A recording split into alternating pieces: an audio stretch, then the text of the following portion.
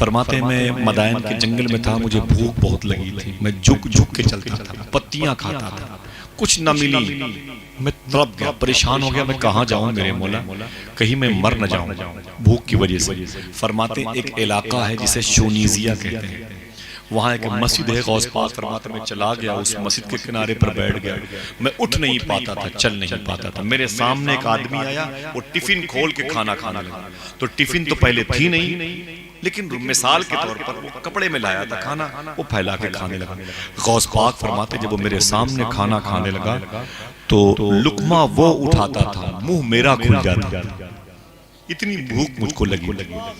کہتے ہیں اسے میں دیکھتا رہا تو اس نے مجھے بلایا، مسافر یہاں ہو، میں بڑی مشکل میں اٹھ کر کے وہاں پر گیا، بڑی مشکل میں اٹھ کر کے وہاں پر گیا، جب گیا تو اس نے ایک جملہ کہا، اے مسافر یہ کھانا نہ میرا ہے نہ تیرا ہے،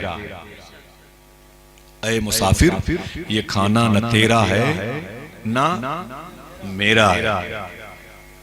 تو غوث پاک فرماتے میرا تو نہیں ہے، تمہارا بھی نہیں ہے؟ اس نے کہا ہاں میرا بھی نہیں ہے۔ کہا کیوں؟ اس نے کہا بات یہ ہے کہ میں ایران سے آیا، ایران غوث پاک کا ملک تھا، اپنی ملک کا نام سنا، فرمایا ایران میں کہاں سے؟ تو اس نے کہا میں جیلان سے آیا۔ آپ نہیں ڈھونڈتے عرب شریف میں، آپ کہاں کہ بولے انڈیا کا، وہ بھائی بہت اچھا ہے، اپن بھی انڈیا کا، اور کہیں یو پی کا نکل آیا تو اور خوش ہو گئے، اور کہیں بریلی کا نکل آیا تو ہے کہ نہیں بھائی؟ وطن کی مٹی سے لوگ محبت کرتے ہیں، شہر کے علاقے کی مٹی سے۔ کہا جیلان سے آئے؟ کہا اللہ، غوث پاک نے اپنے شہر کا نام لیا، طلب گیا، اللہ اکبر۔ کہا کیوں آئے ہو اور کیسا کھانا؟ اس نے کہا میں جیلان سے کچھ کام کے ارادے سے آیا تھا، تو جیلان میں ایک بڑا مقدس خاندان ہے، وہاں کے ایک مقدس خاتون ہے، ان کا نام ہے مخدومہ فاطمہ ام الخیر، یہ غوث پاک کی امی کا نام ہے، مخدومہ فاطمہ ام الخیر کہتے ہیں، یہ غوث پاک کی امی ہے، ان کا نام فاطمہ ام الخیر۔ اس نے کہا کہ مجھے مخدومہ فاطمہ ام الخیر سے ملاقات ہوئی، انہوں نے کہا کہاں جا رہے ہو؟ تو میں نے کہا میں بغداد شریف جا رہا ہوں۔ تو انہوں نے کہا کہ رک جاؤ، مجھ سے میرے بیٹے کے لیے کچھ خرچہ لیتے جاؤ، میرا بیٹا بغداد میں جامعہ نظامیہ میں عبدالقادر اس کا نام ہے، وہ پڑھتا ہے۔ تو کہتے ہیں غوث پاک سن رہے، اس نے کہا کیا بتاؤں مسافر، کئی مہینے ہو گئے، میرے اپنے پیسے ختم ہو گئے، عبدالقادر کو جامعہ نظامیہ ڈھونڈا، باقوبہ، موصل، تکریت، یعقوب اور کے علاقے میں ڈھونڈا، کرخ کے علاقے میں ڈھونڈا، کہیں عبدالقادر نہ ملا، دریائے دجلہ کی لہروں سے پوچھتا عبدالقادر کہاں ہے، کسی نے پتہ نہیں بتایا، لوگ کہتے ہیں کہیں پڑا ہوگا، کہیں بھوکا پیاسا پڑا ہوگا عبدالقادر،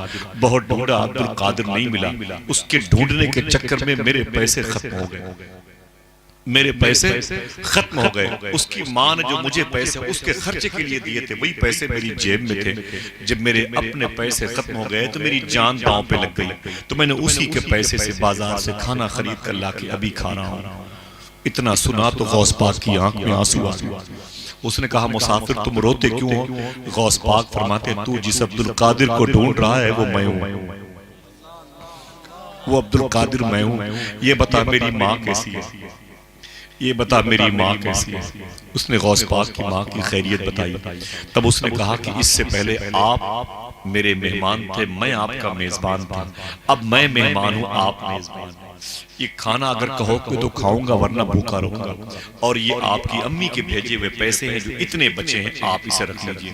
غوث پاک نے اسے ساتھ میں کھانا کھلایا، پورے پیسے لے کے بغداد کی مارکٹ میں گئے، 1 روپیہ بچایا نہیں، سارے پیسوں کے راشن لے کے غریبوں میں تقسیم کر رہے تھے۔ ایک صاحب نے پوچھا عبدالقادر یہ پیسے کہاں سے آئے؟ بولے ایران جیلان سے میری ماں نے بھیجے ہیں۔ بولے تقسیم کرنے کے لیے بھیجے ہیں؟ کہتے ہیں نہیں، میری ماں نے میرے خرچے کے لیے بھیجے ہیں۔ تو کہتے ہیں کہ خرچہ کے لیے بھیجا ہے، تیری ماں نے تو کچھ بچا کے رکھ لے۔ غوث پاک فرماتے ہیں میں نے سارے پیسوں کے راشن تقسیم کر دیے۔ اس نے کہا کل کے لیے؟ تو غوث پاک نے رو کے کہا جس خدا نے آج اتنا دیا ہے وہ کل بھی دے سکتا ہے، وہ کل بھی دے سکتا ہے۔ حضور غوث اعظم رضی اللہ عنہ، عجیب شان مبارکہ ہے، آپ کے دل میں غوث پاک کی محبت۔ اچھا مجھے دل سے بتائیں غوث پاک کی باتیں اچھی لگتی ہیں کہ نہیں اچھی لگتی ہیں؟ دل سے بتائیں اچھی لگتی ہے کہ ذرا ہاتھوں کو اٹھا کے بولے لبیک یا غوث اعظم۔ اس لیے کہتا ہوں جب آپ مکہ شریف جائیں گے تو کہیں گے لبیک اللہم لبیک، کیا زور سے بولے. اور جب مدینہ شریف جائیں گے تو کہیں گے لبیک یا رسول اللہ. ہاتھوں کو اٹھا کے بولے لبیک لبیک. اور جب بغداد جائیں گے تو کیا کہیں گے؟ لبیک لبیک یا غوث.